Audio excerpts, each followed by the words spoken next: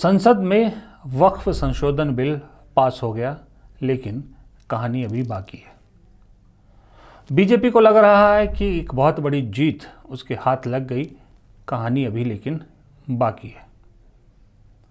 इस देश ने देखा कि कैसे विपक्ष पूरा एकजुट मुसलमान के साथ खड़ा हो गया, लेकिन कहानी अभी उससे भी आगे बाकी है। कहा कि मोदी का साथ देने की वजह से बहुत से लोगों ने अपनी राजनीति खत्म कर दी, लेकिन बात तो सच है, कहानी अभी मगर बाकी है। जी हाँ, कहानी इसलिए बाकी है कि एक जब वक्फ बिल पास हो रहा था तो उसके बाद एक मीम मैंने देखा था, जहाँ एक कोई शख्स कह रहा था कि मोदी जी को 4 बकरे मिल गए काटने के लिए, उन्होंने 4 बकरे हलाल कर दिए। एक नीतीश कुमार, एक चंद्रबाबू नायडू, एक जयंत चौधरी और एक चिराग पासवान। राजनीतिक जानकारों का कहना था कि वक्फ बिल पर मोदी जी का साथ देकर या सरकार का साथ देकर इन चारों के जो मुखिया हैं, उन्होंने राजनीतिक तौर पर अपने पैरों पर कुल्हाड़ी नहीं मारी, खुद कुल्हाड़ी पर पैर मार दिया। क्योंकि ये चारों पार्टियां ऐसी हैं जो मुसलमान वोट के सहारे खड़ी होती हैं, उनको ज़रूरत पड़ती है। ये हार्डकोर हिंदू वोट इनको नहीं मिलता है, इनको सब धर्मों का वोट मिलता है। बात सही है, गलती इन्होंने की है। लेकिन इस सब के बीच में बीजेपी ने जो चाल चली, वो कही कि भाई किसी तरह वो चाहते हैं, जो एक मंशा है बीजेपी की कि रीजनल पार्टियों को निपटाया जाए। जो जो बीजेपी के साथ गया वो निपटा ही निपटा है। उसी के तहत चंद्रबाबू नायडू, नीतीश, चिराग और जयंत को निपटाने की जो चाल थी वो कामयाब हो गई। हो सकता है, लेकिन बीजेपी ने ये कभी सपने में भी नहीं सोचा, जब ये चाल बीजेपी चल रही है तो इस चाल का असल फायदा बीजेपी की नहीं, असल फायदा तो कांग्रेस को होगा। जी हाँ, आप सोच सकते हैं कि चाल बीजेपी की, फायदा कांग्रेस को। कैसे, मैं आपको बताता हूँ। इन चारों राज्यों पे आने या इन चारों पार्टियों पर आने से पहले एक और इम्पॉर्टेंट पार्टी है जिसके बारे में हमें नहीं भूलना चाहिए, जिसने मोदी जी या सरकार का साथ देकर कांग्रेस को वो चीज़ दी जो कोविड में बहुत से लोगों को चाहिए थी, यानी ऑक्सीजन का पूरा सिलेंडर दे दिया, पूरा एक रास्ता खोल दिया। जो कांग्रेस के रास्ते में धुंध पड़ी थी वो पूरी साफ कर दी। उस पार्टी का नाम है बीजू जनता दल, उड़ीसा में। आपको मालूम है, उड़ीसा में कांग्रेस तीसरे नंबर की पार्टी है, सत्ता में बीजेपी है, मुख्य विपक्षी पार्टी बीजू जनता दल है, यानी बीजेडी है। वो बीजेडी जो कभी बीजेपी की हमेशा से अलाई रही है पिछले 25 सालों से ज़्यादा, और मिलकर सरकार भी चलाई है, दिल्ली में भी, उड़ीसा में भी। लेकिन वही बीजेपी की जब महत्वाकांक्षा बड़ी हो जाती है तो निपटाने के चक्कर में इस बार बीजेपी ने नवीन पटनायक को सत्ता से बाहर कर दिया, बीजेडी को सत्ता से बाहर कर दिया, खुद सत्ता में बैठ गई। अब ऐसे में कांग्रेस तीसरे नंबर की पार्टी थी, लेकिन कांग्रेस ने जो रिवाइवल मोड अपनाया है, उस मोड में अगर किसी प्रदेश में सबसे ज़्यादा एक्टिव इस वक्त कांग्रेस दिख रही है तो वो है बिहार और उड़ीसा। वो उड़ीसा जहां पर हम लोगों ने भी हार मानी थी कि शायद कांग्रेस अगर रिवाइवल शुरू भी करेगी तो उड़ीसा कहीं लास्ट में करेगी, क्योंकि वहां नाम के लिए है कांग्रेस बस। लेकिन वहीं उसी राज्य में कांग्रेस ने सबसे ज़्यादा फुर्ती दिखाई है। नए प्रदेश अध्यक्ष भक्तचरण दास, लल्लू सिंह नए प्रभारी जब से आए हैं तब से कांग्रेस सड़क पे दिख रही है वहाँ पर। यहाँ तक कि सदन में 14 में से जो 12 विधायकों सदन से बाहर कर दिए गए, बर्खास्त कर दिए गए, मतलब कुछ दिनों के लिए सस्पेंड कर दिए गए। उसके बाद जो कुछ हुआ सड़कों पे वो हम सब ने देखा। नेशनल मीडिया उड़ीसा की खबरें आप तक नहीं पहुंचाता, अलग बात है, हम तक उसके विजुअल नहीं आते, लेकिन सोशल मीडिया पे आप देख सकते हैं कि उड़ीसा में किस तरह से सरकार के मुकाबले में 14 विधायकों वाली कांग्रेस खड़ी है। लेकिन जाहिर सी बात है, मेन ऑपोजिशन का टैग तो अभी भी बीजेडी के पास था। कांग्रेस को ये समझ में नहीं आ रहा था कि जब बीजेडी और बीजेपी का मुकाबला है, उस बीच में कांग्रेस ने अपनी जद्दोजहद तो शुरू कर दी है, लेकिन आगे कितना बड़ा सफ़र मुश्किल है ये उससे समझ में नहीं आ रहा था। लेकिन बीजेडी ने एक गलती करके कांग्रेस का पूरा रास्ता साफ कर दिया। वो गलती थी कि जो वक्फ बिल पर बीजेपी का साथ दिया। कहने को पार्टी ने ये खुला छोड़ रखा था हर सांसद को कि अपने मन की सुनिए। अब जाहिर सी बात है, मन की सुनने को कहने का मतलब तो साफ होता है कि आप जिसके पास सत्ता की चाबी है उसके साथ जाइए, क्योंकि सब उसी को चुनते हैं। ये करना था कि कांग्रेस के लिए अपॉर्चुनिटीज़ का पूरा दरवाज़ा खुल गया। अब कांग्रेस को कुछ नहीं करना है, सिर्फ और सिर्फ बीजेपी और बीजेडी की इस मिली भगत को एक्सपोज करना है लोगों के सामने कि देखिए ये 1 नंबर की पार्टी, 2 नंबर की पार्टी तो एक ही है, मिलजुल के काम करते हैं, माइनॉरिटीज़ के खिलाफ काम करते हैं, ओबीसी, दलित, एसटी के खिलाफ, आदिवासियों के खिलाफ काम करते हैं। अब जब वो दोनों एक हैं तो जाहिर सी बात है फिर विपक्ष कौन हुआ? विपक्ष तो फिर कांग्रेस है, और विपक्ष का इतना पूरा मैदान अकेला कांग्रेस को मिल गया है। वक्त भी अभी 4 साल है अगले विधानसभा चुनाव में। जिस रफ्तार से कांग्रेस वहां चल रही है, जिस लेवल का रोष प्रदर्शन और धरने प्रदर्शन सब कुछ वहां हो रहा है सरकार के खिलाफ, सरकार को कांग्रेस घेर रही है, मुश्किल सफ़र नहीं है 4 साल में कि मुकाबला कांग्रेस का और बनाम बीजेपी होगा। बीजेडी कहीं रह जाएगी। बीजेडी ने सही में कुल्हाड़ी पे पैर मारा है।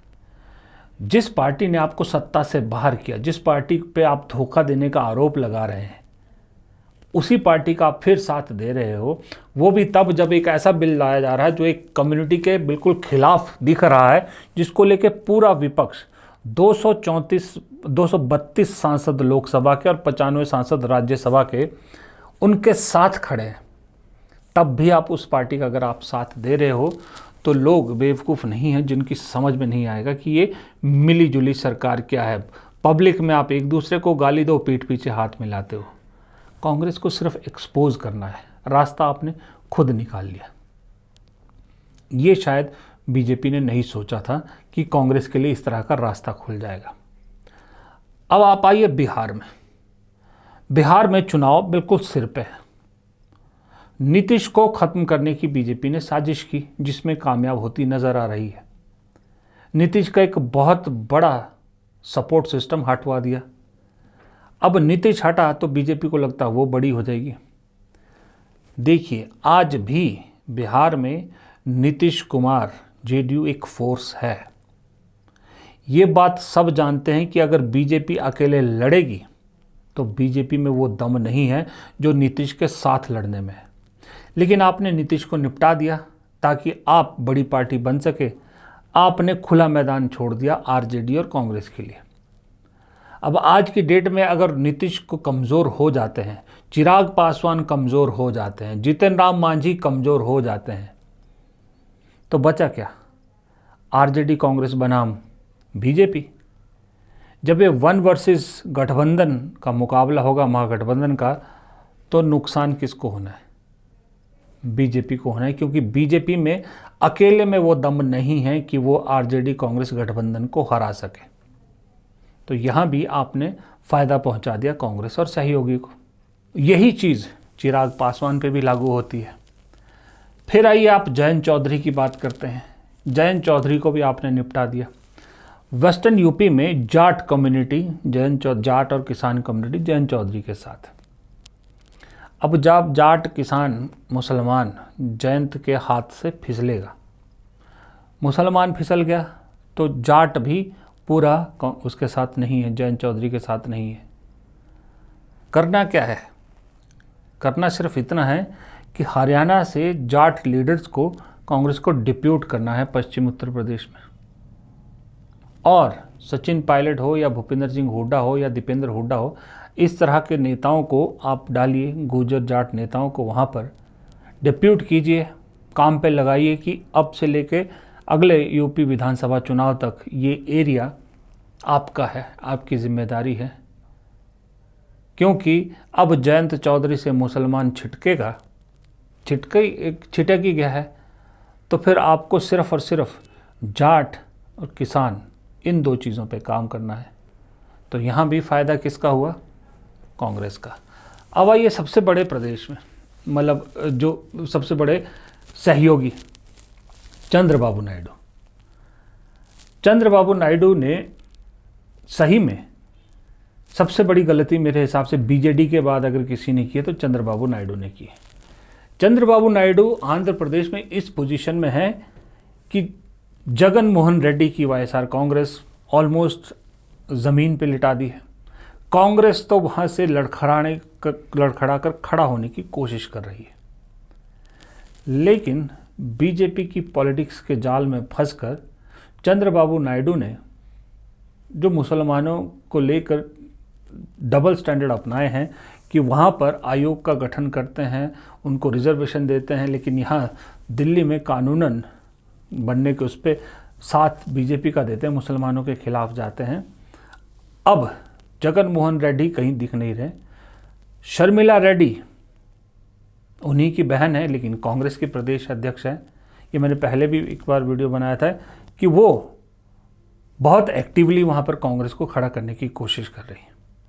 जैसे उड़ीसा में स्पेस मिल गया कांग्रेस के लिए, कांग्रेस को वैसे ही आंध्र प्रदेश में भी अब एक बहुत बड़ी अपॉर्चुनिटी मिल गई है एक्सपोज करने के लिए।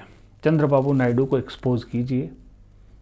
आप पहले मुस्लिम कम्युनिटी को ये बात समझाने की कोशिश कीजिए कि जो यहाँ लॉलीपॉप आपको दिया जा रहा है दरअसल वो दिखावा है, छलावा है। असल हकीकत वो है जो दिल्ली में होती है। इस चीज़ में कामयाब होने के बाद कांग्रेस अपना रास्ता बखूबी निकाल सकती है, बखूबी आंध्र प्रदेश में ढूंढ सकती है। और इस वक्त मौका भी है, क्योंकि वाईएसआर कांग्रेस जैसे मैंने कहा वो ऑलमोस्ट मृतशैया पे जैसी पड़ी है। दो पार्टियां टीडीपी और बीजेपी दोनों सहयोगी सरकार चला रहे हैं, तो यहाँ भी विपक्ष का स्पेस इस वक्त ऑलमोस्ट कांग्रेस के पास है। कहने को कांग्रेस वहाँ भी चौथे नंबर की पार्टी है, विपक्ष में दूसरे नंबर की वाईएसआर कांग्रेस मेन ऑपोजिशन है, लेकिन वाईएसआर कांग्रेस भी बीजेपी का साथ देती है। दिल्ली में वक्फ बोर्ड के बिल पर साथ दिया है, तो वहाँ भी 3 बनाम कांग्रेस हो गई, यानी वाईएसआर कांग्रेस, बीजेपी और टीडीपी एक साथ। विपक्ष में कौन? कांग्रेस। विपक्ष का इतना खुला मैदान होता है, कांग्रेस जिधर चाहे उधर अपना झंडा गाड़ सकती है, बशर्ते हैं कि झंडा गाड़ने की तबीयत हो, झंडा गाड़ने की जो है वो इच्छा हो। और शर्मिला को देखकर लगता तो है कि वो चाहती हैं, वो पिता की अपनी राजनीति आगे बढ़ाना चाहती है, वो भी भाई और पिता की तरह प्रदेश की मुख्यमंत्री बनना चाहती है, और इस ज़ील से वो काम भी करती हैं। वो लोगों के बीच रहती हैं, इसमें कोई शक नहीं है, और लोगों को पसंद भी आ रहा है शर्मिला का रुख, उसमें उनको उनके पिता की झलक दिख रही है। तो उड़ीसा हो, आंध्र प्रदेश हो, बिहार हो, उत्तर प्रदेश हो, सब जगह कहीं डायरेक्ट कहीं इनडायरेक्ट फ़ायदा कांग्रेस को हुआ है इस चीज़ का।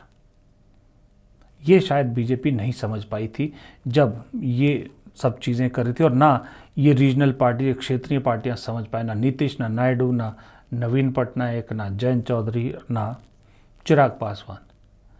उनको ये बात समझ में नहीं आई कि डायरेक्टली बीजेपी ट्रैप में फंसा रही है, और इनडायरेक्टली बीजेपी को समझ में नहीं आया था कि उनके इस ट्रैप का फ़ायदा उस पार्टी को हो जाएगा जिस पार्टी से उन्हें सबसे ज़्यादा दिक्कत है, यानी कांग्रेस को।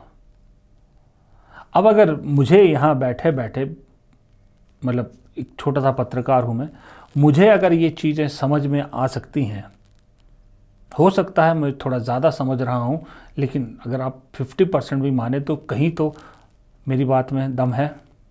तो अगर ये मुझे समझ में आती है तो कांग्रेस की जो थिंक टैंक है उनको समझ में नहीं आ रही होगी बात। और अगर कांग्रेस की थिंक टैंक को समझ में आ रही है तो जो नई पार्टी, नए साल में नई रुख के साथ नई पार्टी राहुल गांधी बना रहे हैं, राहुल गांधी कांग्रेस को जिस ओर ले जा रहे हैं, वहाँ पर ऐसी अपॉर्चुनिटीज़ को छोड़ना मेरे हिसाब से न वाजिब है ना अलाउड है। अपॉर्चुनिटीज़ को ग्रैब करना ये कांग्रेस का नया मंत्र मेरे हिसाब से लगता है।